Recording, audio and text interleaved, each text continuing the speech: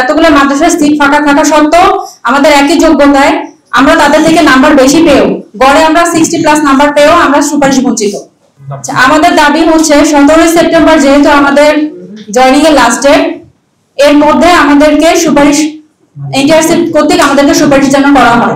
মাদ্রাসায় আমাদেরকে সুপারিশ করা হয়, মাদ্রাসায় যেহেতু এতগুলো শূন্যপদ ফাঁকা আছে, আমাদের যোগ্যতা যেহেতু একই, আমাদের জন্য সুপারিশ করা হয়। শূন্যপদ আছে 1604টি এবং আমাদের মোট উত্তীর্ণ প্রার্থী 1669 জন। এর মধ্যে মাদ্রাসার শূন্যপদ 1453টি এবং মাদ্রাসায় পাশ করেছে 177 জন এবং কলেজের শূন্যপদ 151টি এবং 1492 জন পাশ করেছে। ওনারা আমাদেরকে বলছেন, এনটিআরসির পক্ষ থেকে আমাদেরকে বলছেন 4 নম্বর পয়েন্ট অনুযায়ী আপনাদের কলেজ সার্টিফিকেটে কলেজ লেখা, আপনাদেরকে কলেজে সুপারিশ করা হবে।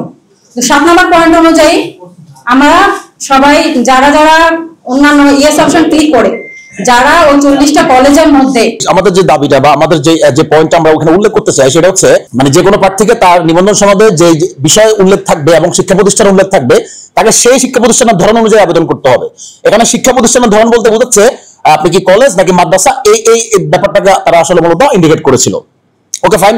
7 নম্বর একটা ধারা ছিল, ওখানে বলা আছে কেউ যদি ওই আমাদের যে 40টা চয়েস দেওয়ার একটা অপশন থাকে, 40টার মধ্যে আমরা যার সনদ অনুযায়ী চয়েস দিবে, তো 40টা চয়েসের বাইরে যদি কেউ দেশের যে কোনো প্রান্ত দেশে জব করতে ইচ্ছুক হয়, একটা ইয়েস অপশন আসবে। ইয়েস অপশন থেকে যদি আমরা ইয়েস বলি তাহলে ওখানে আমাদের এখানে 3টা অপশন দেখাবে। একটা হচ্ছে জেনারেল, যেটাকে কলেজ বলা হচ্ছে, একটা হচ্ছে মাদ্রাসা, একটা হচ্ছে কারিগরি। এর পরের লাইনে বলা আছে যে প্রার্থী তার শিক্ষাগত যোগ্যতা অনুযায়ী সে আবেদন করবে।